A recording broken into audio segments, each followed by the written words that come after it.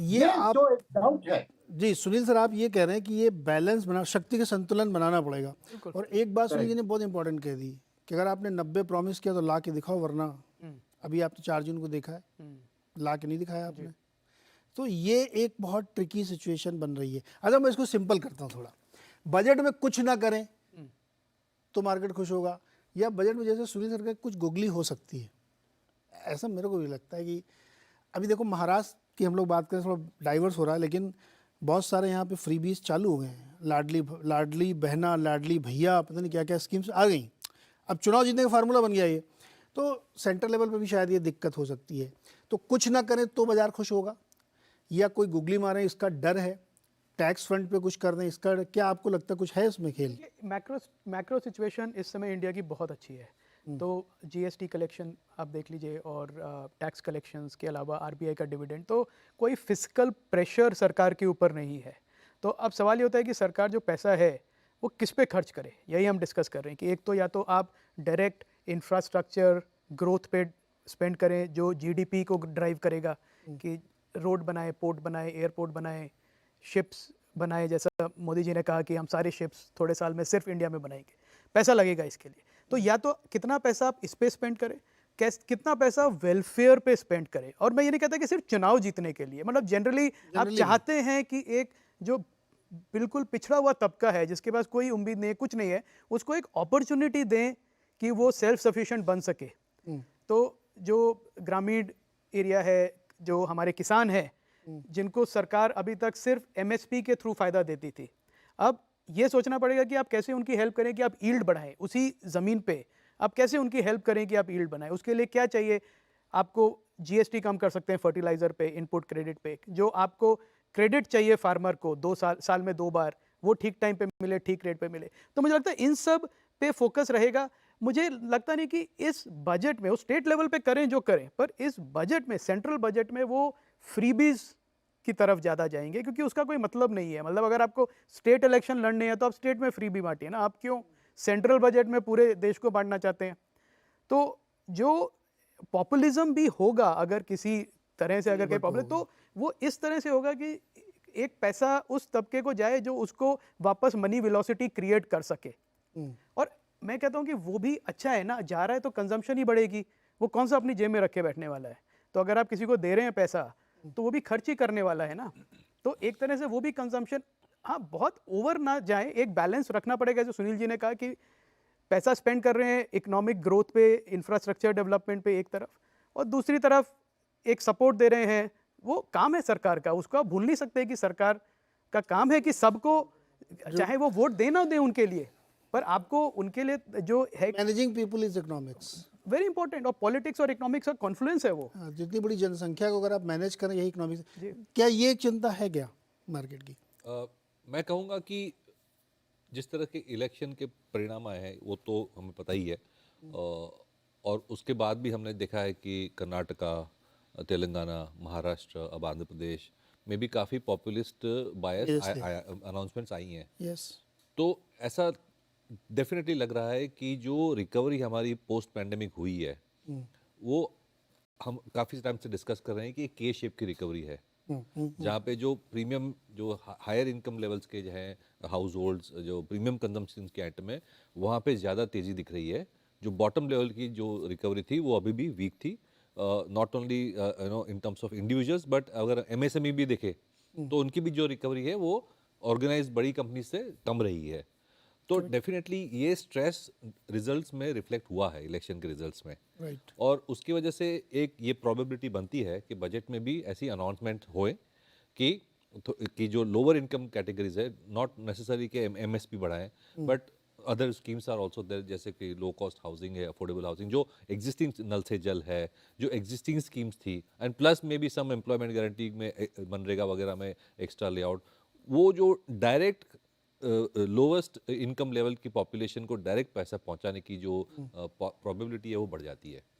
और उसकी good thing is that जो हमने इंटरिम बजट देखा है उसके कंपैरिजन में situation in terms of revenue अच्छी है। टैक्स कलेक्शंस अच्छे हो रहे हैं, बेटर देन एक्सपेक्टेड हो रहे GST बहुत हैं, बढ़िया है। जीएसटी ठीक हो रहा है, आरबीआई का जो डिविडेंड है वो एक्स्ट्रा है, और पिछले साल के कैश बैलेंसेस भी पड़े हुए हैं बजट में। तो ये एक्स्ट्रा स्पेंडिंग ऑन से द पुअर, उसके लिए थोड़ा लीवे है, और उस थोड़ा एक्स्ट्रा स्पेंड करके भी, कैपिटल बजट को ना कट करके भी अगर हम 5% जितनी फिजिकल डेफिसिट दिखा सकते हैं तो I think it should be okay. Rating agencies को कोई दिक्कत नहीं होनी जैसे चाहिए। आपने सही कहा कि जो पीएम आवास योजना का पूरा एलोकेशन था 70,000 करोड़ खर्च नहीं हुआ है, 55,000 करोड़ ही खर्च हुआ है। करेक्ट।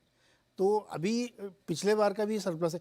एक चीज़ और, जैसे अभी सुनील सर आपने एक बात कही ना, अगर कंजम्पशन बढ़ाने पर फोकस होगा और या प्रोडक्शन बढ़ाने पे, तो अब तक इस सरकार का मुझे लगता है मोटातर आइडिया ये था कि आप कैपेक्स करिए और उसके थ्रू आप जॉब कंजम्पशन ये ड्राइव करिए। लेकिन अब ये राजनीतिक जो माहौल बना है, इसमें कंजम्पशन साइड से आप ड्राइव करिए और फिर फैक्ट्री लगवाइए, मतलब खूब माल बिकेगा तो फैक्ट्री लगेगी। अब ये सोच आ रही है। लेकिन जो कंजम्पशन ड्रिवन ग्रोथ लाने की कोशिश करते हैं उसमें 50% कंजम्पशन का कोई मतलब नहीं होता है, क्योंकि जीडीपी आती है प्रोडक्शन से, कंजम्पशन से तो आएगी नहीं। तो ये जो ड्राइव लाने की कोशिश सरकार के ऊपर एक मोरल प्रेशर है कि आप लोगों के हाथ में पैसे दो, उनकी स्कीम्स चलाओ, उनके जेब में पैसे जाएगा तो वो कंज्यूम करेंगे तो ग्रोथ होगी। तो फिर उसमें कैसे बैलेंस बनेगा, क्योंकि अभी भी सारी कंपनियां 100% कैपेसिटी पे नहीं चल रही, तो इसलिए कंजम्पशन ड्राइव करके जीडीपी नहीं बढ़ सकती। सुनील जी। नहीं, एक्चुअली आप कह रहे ना, उससे ऑपोजिट मैं कहूंगा कि कंजम्पशन की ड्राइव ही जरूरत है, क्योंकि अंडर कैपेसिटी यूटिलाइज्ड है इकोनॉमी, क्योंकि fixed cost of capacity already create कर चुके हैं। अब जो भी कंजम्पशन बढ़ेगा सीधे कंपनी के प्रॉफिट बॉटम लाइन पे बढ़ेगा, सीधे जीडीपी पे आएगी, क्योंकि इकोनॉमी में सरप्लस कैपेसिटी क्रिएट हो गया इतने सालों से। अभी भी 75, 76, 77% की कैपेसिटी यूटिलाइजेशन की बात कर रहे हैं, 23% देश में कैपेसिटी यूज नहीं हुआ। तो किसी तरह से, इसलिए जो कहते हैं ना के शेप रिकवरी, तो प्रॉब्लम यही है ना कि मास वॉल्यूम का प्रोडक्शन नहीं हो रहा है, तो कंजम्पशन पे ज्यादा फोकस होना चाहिए, तभी कैपेसिटी बढ़ेगी, तभी प्राइवेट सेक्टर का कैपेक्स शुरू होगा। अभी बिगेस्ट दिक्कत क्या है, खाली गवर्नमेंट अपने कंधे पे कैपेक्स को चला रही है, प्राइवेट सेक्टर का बड़ा हाथ नहीं हुआ है। जब कैपेसिटी यूटिलाइजेशन बढ़ेगी, जब के शेप का बॉटम वाला के का जो लाइन है वो बढ़ेगा, तभी कैपेसिटी बढ़ेगी। तो ध्यान उनको बॉटम ऑफ द पिरामिड में कंजम्पशन पे देना चाहिए ही, वही बात है। सेकंड बात मैं कहूंगा कि ये देखो, ये नंबर्स में क्या डर कहां से आ रहा है, मैं बता रहा हूँ कि दो होते हैं ना, एक है कैपेक्स अमाउंट, कंजम्पशन अमाउंट, दूसरा capex as a percentage of GDP, consumption as a percentage of GDP. Okay, ये दोनों को मैनेज करना है। अब इस साल capex as a percentage of GDP तो कम ही होना है, बिकॉज कंजम्पशन को बढ़ाएंगे, मगर at least capex as a rupee amount जो लास्ट ईयर खर्चा किया था उस पर फ्लैट रखना ही चाहिए। That's number one. अगर उतना कैपेक्स को रिपीट करना, नहीं तो रेटिंग एजेंसीज नाराज हो जाएंगे कि गवर्नमेंट की focus away from capex shift हो रही है। अब ये कैसे अचीव हो सकता है, दो चीजें इसमें, या वो अपने नॉमिनल जीडीपी की ग्रोथ को थोड़ी बेहतर दिखाए। अभी पिछले 3-4 साल में देखा गवर्नमेंट बहुत कंजर्वेटिव रही है, खाली 10% नॉमिनल जीडीपी की बढ़त, और उसके ऊपर इनकम टैक्स और कलेक्शन को भी उसी हिसाब से 10-10.5% पे बढ़ा रही है। बट एक्चुअल नॉमिनल जीडीपी आज 12-13% पे बढ़ रहा है।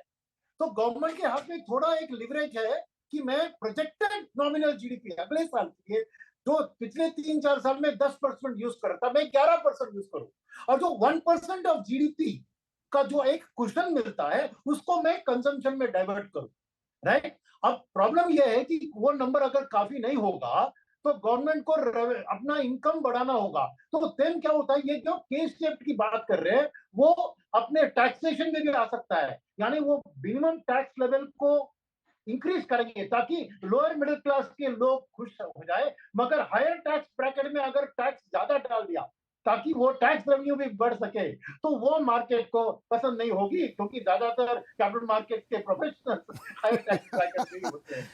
अमीरों पर ज़्यादा टैक्स नहीं लगाना है, मिडिल क्लास को टैक्स छूट देना है और गरीबों के हाथ में पैसा देना है, ये करना है बजट में। बाजार तभी खुश होगा।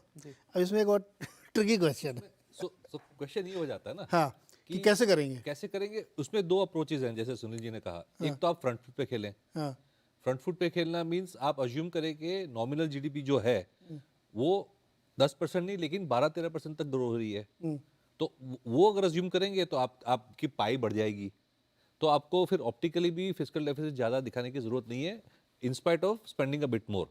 करेक्ट। दूसरी अप्रोच है डिफेंसिव अप्रोच है, बैकफुट पे खेलें कि भाई ऊपर में टैक्स बढ़ाओ, नीचे में दो, तो वो पाई कम हो जाएगी। हो जाएगी। तो हमें देखना है कि जो गवर्नमेंट है फ्रंट फुट पे खेल रही है, बैक फुट पे खेल रही है। जैसे अभी 11.5 लाख करोड़ का कैपेक्स है और 47.5 लाख करोड़ का बजट है।